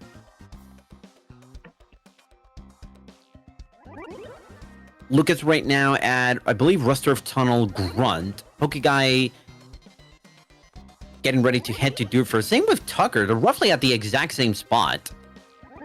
Wave Warrior getting past Oldale Town. So soon we're gonna see Wave Warrior trying to go against that first Magma Grunt. And Wartab in the museum. So definitely, a lot of runners kind of still in the early portions of their respective run. Truly right now, deep into a run. Hopefully getting a good, hopefully getting to continue this run. As Truly's about to hit the 2-hour mark for this current session. Thoughts and prayers.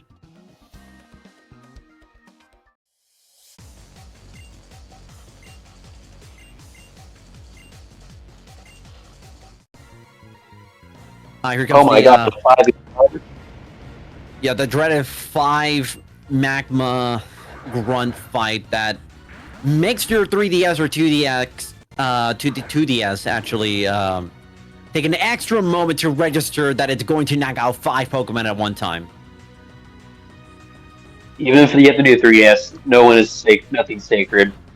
Yeah, no, I run a new 2DS XL, and it still takes time to process the surf. Yeah. I love that this fight is the one and only Horde fight in the entire run. No, there's only 2 in the entire franchise, if you want to be technical. Wait, really? Wait, is the other one in is that an X and Y? No, it's Elite 4 Round 2. It's just this, but Mighty Hyenas. They're all evolved. Oh, gotcha. I know, I always thought that was weird. But also, after looking at the performance issues, I get it. A lot of people clowned on Sun and Moon for not bringing back rotation battles. Who used them? I did think it was an interesting gimmick for sure, but yeah, it felt like it was one of those gimmicks and like just throw it to the wall and see how it is. But yeah, no, it definitely not a definitely didn't get enough use. Yeah.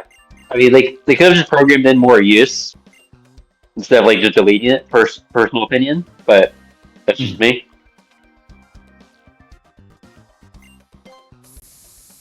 Truly not on a bad pace. Now knowing off the top of my head, I think it might be just a tiny bit behind on the run that he finished yesterday with 2:55.38, but I think it's still very much possible to improve that time with the hour or so left on that run.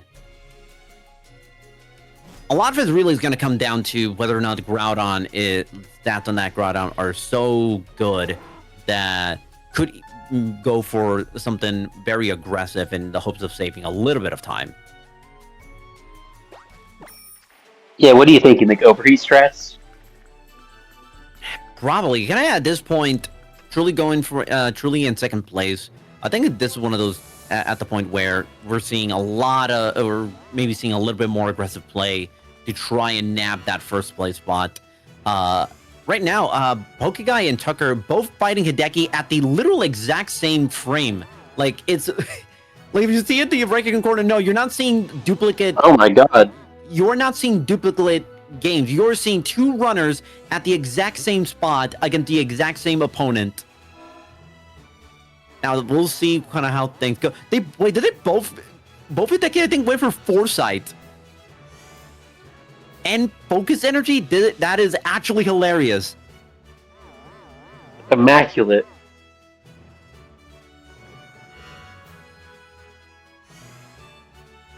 Yeah, Pokeguy, I don't think got the... Yeah, Pokeguy just missed out on the range. I think needed to... Just went for tackle on that final hit. But, I gotta say, that is...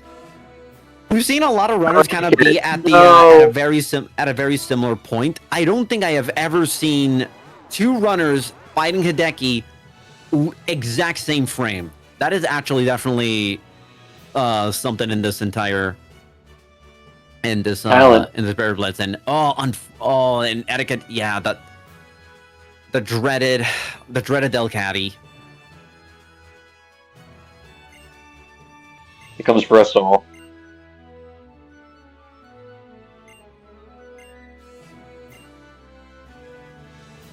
And I think that is one of the things where that Delcatty can absolutely really mess a run up. Yeah, a lot of people focus on Norman, but the gym trainers are also exceptionally difficult if you are just really, really unlucky. Yeah, they play like speedrunners. It feels weird. Yeah, only we get to use X items and use moves that force the opponent to have to flip a coin, potentially. Yeah. Oh, I'm the only one allowed to flip a coin, not you. Alright, kind of seeing where the Lunatone Soul Rock strats are. Ooh, very, very nice. Soul Rock going for the the light screen and the Solar Beam combo. That is actually what you want to see.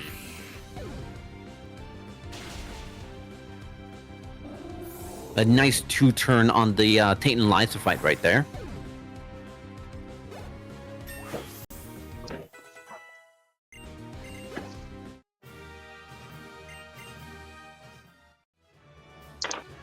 Yeah, a 202.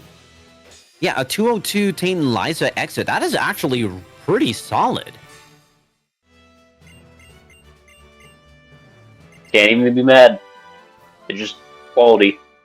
Yeah, this is a very much on a very solid pace. So hopefully we get to see a really nice Groudon for Truly, and if things go well, very much in contention to potentially nab first place in our Barrier Blitz standings.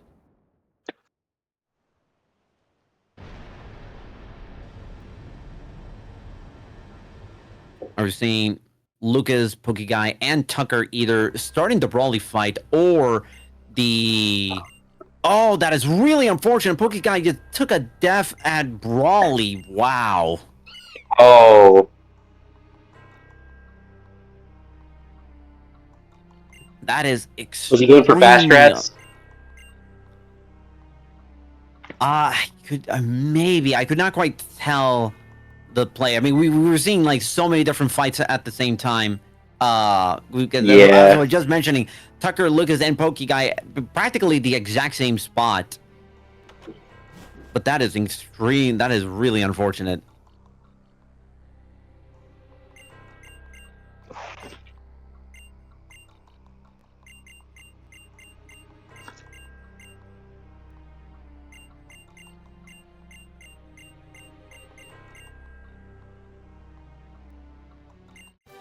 All right, as we're seeing a bit of a roll call, trying to get a bit of an update on everybody else. Wartab just finished up Rival 2, which is always nice to see. Headbob, getting past Rival 1 a couple of minutes ago, heading into Petalburg, so we'll see in a few minutes whether or not the run stays alive past that Aqua Grunt. Lucas just finished up the Doofer Gym, and Tucker's getting a nice little bit of a breather with the Steven cutscene inside of the cave.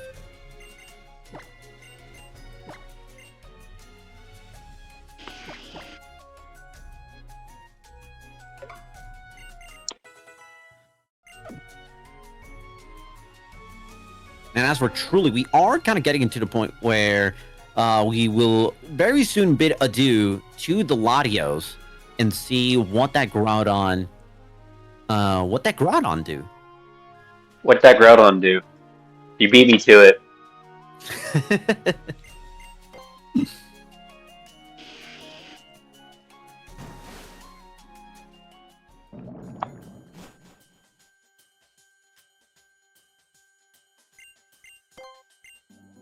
Surely we cannot get another 0 defense stat Groudon.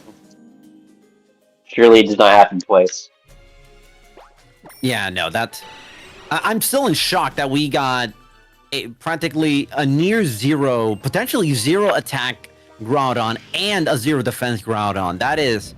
like... And it's funny because, like, here's the thing. Legendaries, for those of you who don't know, Legendaries get 3 perfect IVs guaranteed. But that doesn't mean that the other 3 stats get, like, terrible IVs.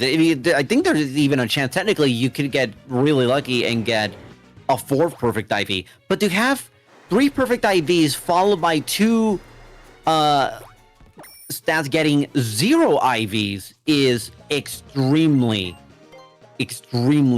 bizarre to see.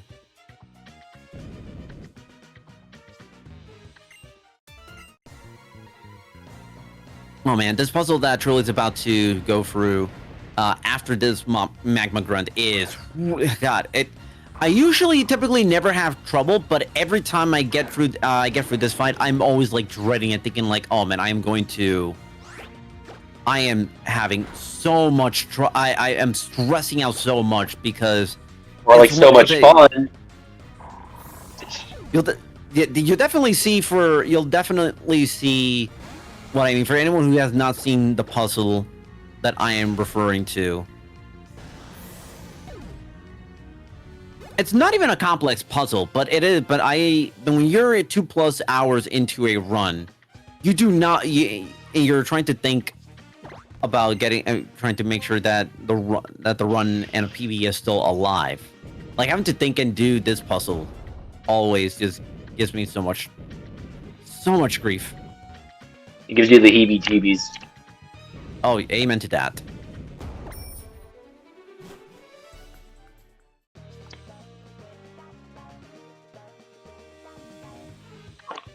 As I'm seeing in the top right corner, I should say, Insane getting Rival 2 on the way to Mauville City, setting up against that Slugman, and the hope being that we don't see like a burn or at least multiple burns, and having that Martomp live just enough for whatever that Grovyle Brendan has at his disposal. Because once you kind of get past that Grovyle, it is that's usually the nightmare part being over. And you can rest a little bit easy. Because after this, after Rival 2, you really don't have that much of a problem at the Mauville gym. And then after that, you're just going all the way to Meteor Falls. Maybe the encounter against Milton, which did actually kill a run earlier today, but not a common thing to see. So once you get past Rival 2, for most of like the next like half hour or so, 45 minutes, maybe a little bit more, I wouldn't say smooth sailing, but it is definitely not as stressful as the first half hour of the run with the grunt fights, with the Hideki fights, due for gym in general. Even getting past Rival 1 for sure.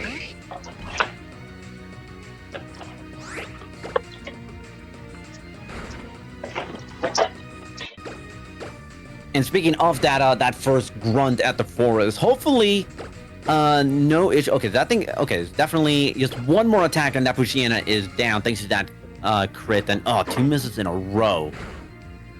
There we go. Easy peasy. Head Bob getting to continue the run and fight Roxanne for that first gym badge. Freedom.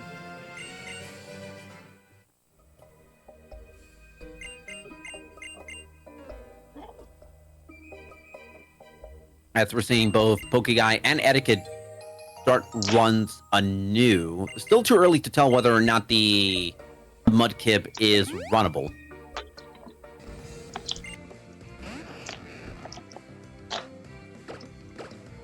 We're just kind of mentioning the Mauville gym not exactly being super stressful. We're getting Wartap getting through at least the beginning portion of the Mauville gym.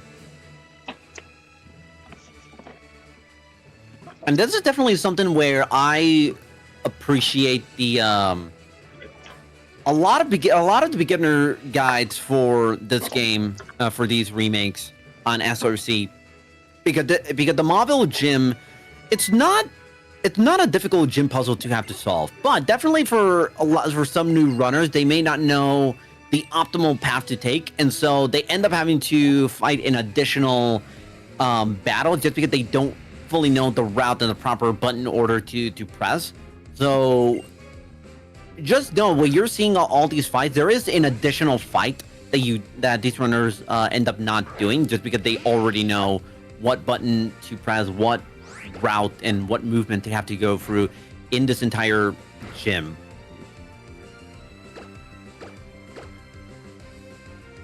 Which is definitely something that I struggled when I was early into learning this route. But thankfully, the guides, the very, very good guides that this entire community has taken a lot of time with writing out, definitely has helped me a lot with not just this puzzle, but also just improving on this run in general. They are extremely detailed. So if anyone wants to try and learn, if anybody that's looking at all these incredible runners and are getting the itch to either pick this game up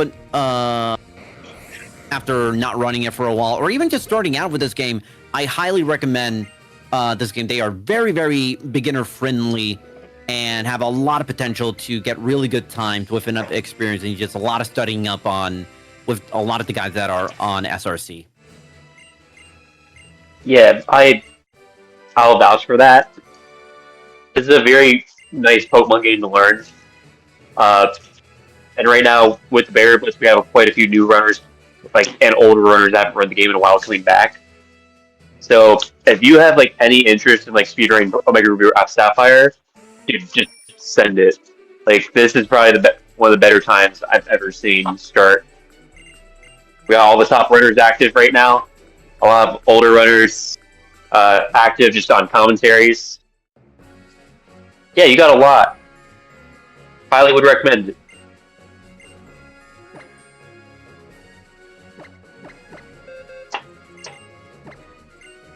All right, let's see if Etiquette's Mudkip is runnable. The screen was a little bit too small to tell whether or not it... So we'll probably see in the next 20 seconds. It does look like Etiquette is going to keep this Mudkip, which is fantastic news. All right, do we get the random Geodude encounter. We do not. Ooh, very nice. There's a Ooh, chance that, yes, sir. that there's a chance that Wartab could have encountered a Geodude. The other thing that could have happened would have been, I think you get an item. I forget what you get getting the rock smash. The item that you get with the rock smash. You get soft sand usually. Which kind of at this point is not really all that needed, especially since you already have soft sand by this point. Yeah.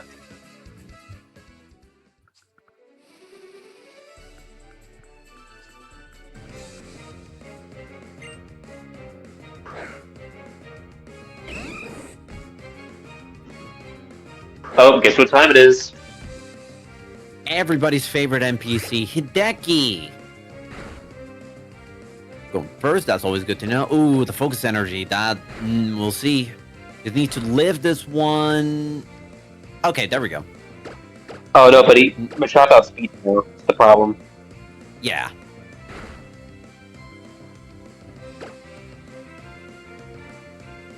I think you just gotta send in pray God didn't low sweep you. Because you keep healing non-stop until it doesn't crit anymore. But even then... Oh my god, yeah. Yeah. 2 crits in That's a row. rough. It's extremely unfortunate. A lot of it comes down to like how much healing they're willing to burn on this fight to see if it's still usable. Yeah, Quarion, you are right on the money. Hideki has been a killer for I think every single runner in here has had a run die at least once, maybe twice, to Hideki.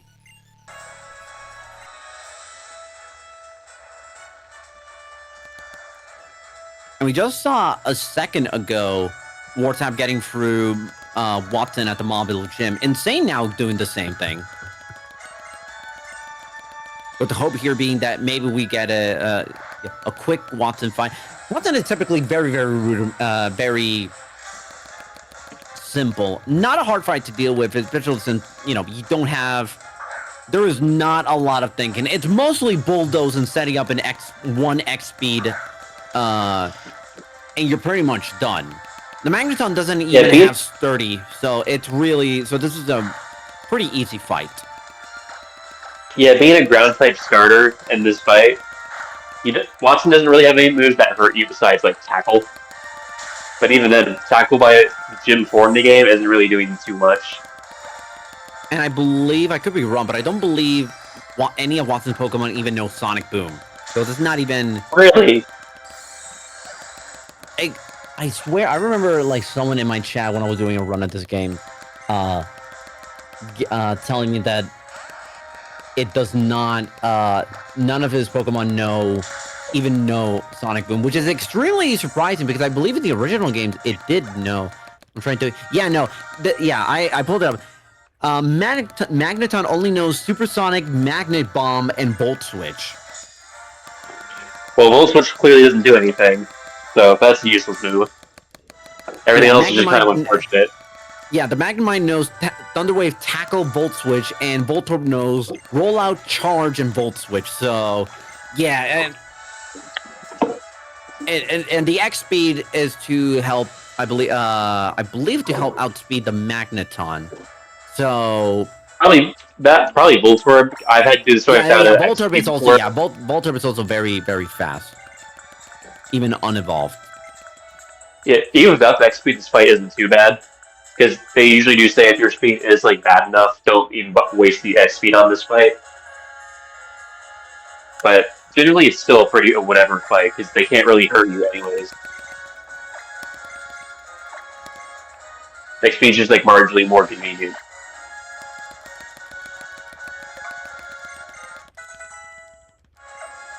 Are you serious?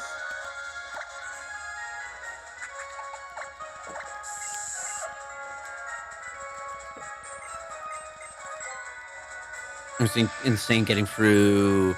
Trying to get through that rock smash. Hopefully no encounters there. And there we go. Oh, two runners in a row getting through that rock smash without any encounters. You love to see that. If they have Even if it's just a even if it's a wild Pokemon encounter you can very easily run away from, that is an extra like 10 seconds you do not want to have to think about. Yeah, just convenient if you don't have to. Like, really, really convenient.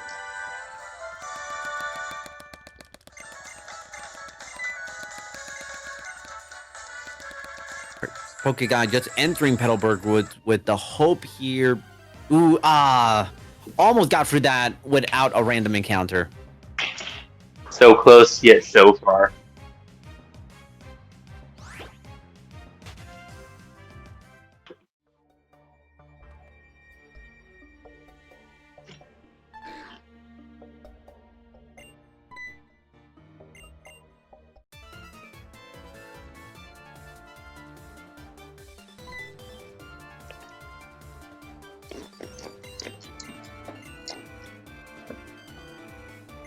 Now we get to see whether or not we get we see a favorable first couple of turns for Pokeguy. That Poochyena can cause a lot of grief, especially if it gets a couple of sand attacks out early.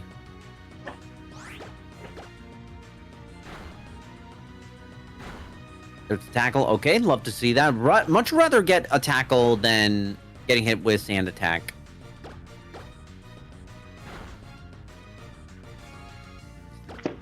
Ooh, there's sand attack right there, but I think it definitely will be able to live a hit. But it doesn't even come into play as we get, there we go, no issues whatsoever from Pokeguy. Very nicely done. Only getting hit tackled once, so that is so never really in danger, because I think even if it got crit, even with a crit at +1, which, by the way, very low chance of that happening, but I think it still would have been fine-ish. But at the very least, not have to worry about that anymore, and can just kind of breeze on through to Roxanne and kind of not have to worry about anything until we get to the Dewford Gym. And we're not going to get a bit of a quick roll call. Etiquette also getting passed through. I believe this is getting passed through also the Grunt as well.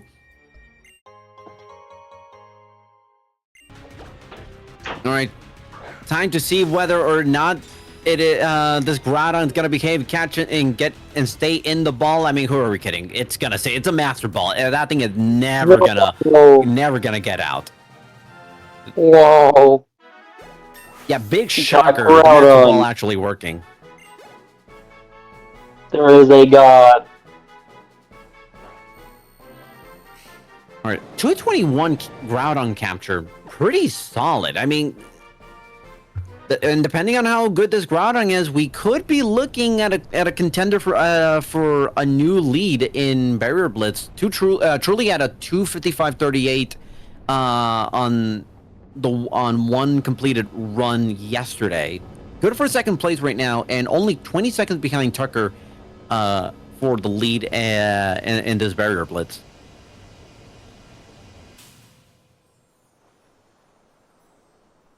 As truly we'll get to enjoy a nice little breather, as it's, he is right now going through a 2-minute unskippable cutscene, so a bit of a nice little breather, which surely has been a long weekend, not just for him, but for for all these runners who have just been constantly grinding and making sure that they are able to pull out a very, very solid run. And we have been seeing a lot of great speed running from these runners.